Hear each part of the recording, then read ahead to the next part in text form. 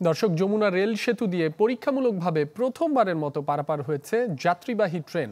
আরো জানাতে সরাসরি যুক্ত হচ্ছেন হীরক গুণ। হীরক,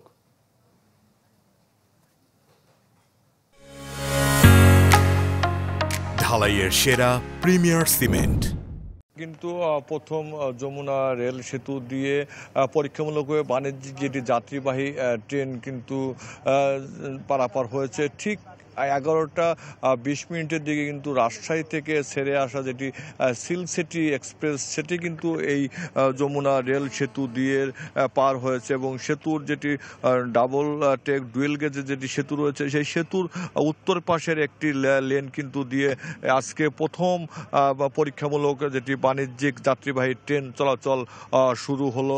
এর আগে কিন্তু বেশ কয়েকবার এই ট্রেন পরীক্ষামূলক ট্রেন চালানো হয়। ঠিক আজকে 11টা 20 মিনিটে আমরা দেখতে পাচ্ছেন যে ঠিক এই রেল সেতু দিয়ে কিন্তু রাজশাহী থেকে যেটি ছেড়ে আসা সিল্ক সিটি ট্রেন কিন্তু ঢাকার অভিমুখে ছেড়ে গেছে এবং এরপর থেকেই কিন্তু যে অন্যান্য যে ট্রেনগুলো কিন্তু আজ থেকে এই যমুনা রেল সেতুর যেটি একটি লেন দিয়ে কিন্তু পারাপার হবে, যে কারণে কিন্তু পাশে যেটি আগে যমুনা সেতু দিয়ে ট্রেন চলাচল করতো সেটু কিন্তু সাময়িকভাবে বন্ধ থাকবে এমন কথাই কিন্তু রেল সেতু কর্তৃপক্ষ বলছে এবং তারা যেটি বলছে যে পরীক্ষামূলক যাত্রীবাহী বাণিজ্যিকভাবে ট্রেন সেটি কিন্তু আজকে যেটি শুরু হলো এরপর থেকে ধারাবাহিকভাবেই যে অন্যান্য ট্রেনগুলো কিন্তু চলাচল করবে এবং প্রথম ট্রেন যেটি যখন যায় তখন আমরা যেটি দেখতে পাচ্ছিলাম যে যারা যাত্রী ছিল, ট্রেনের যাত্রী, তারা কিন্তু তারা খুবই আনন্দ প্রকাশ করছিল যে কারণ প্রথম ট্রেনের তারা যাত্রী হতে পেরে।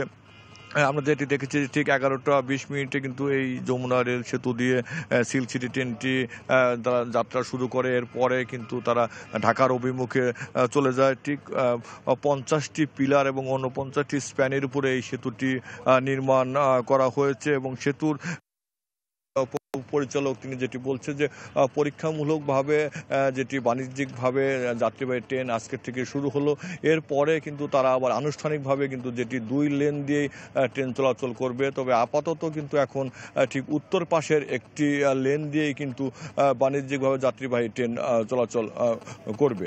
রাব্বি। হীরক গুণ, আপনাকে ধন্যবাদ। দর্শক, সিরাজগঞ্জে যমুনা রেল সেতু দিয়ে প্রথমবারের মতো যাত্রীবাহী ট্রেন পারাপার হয়েছে সেই খবরই জানাচ্ছিলেন সহকর্মী হীরক গুণ।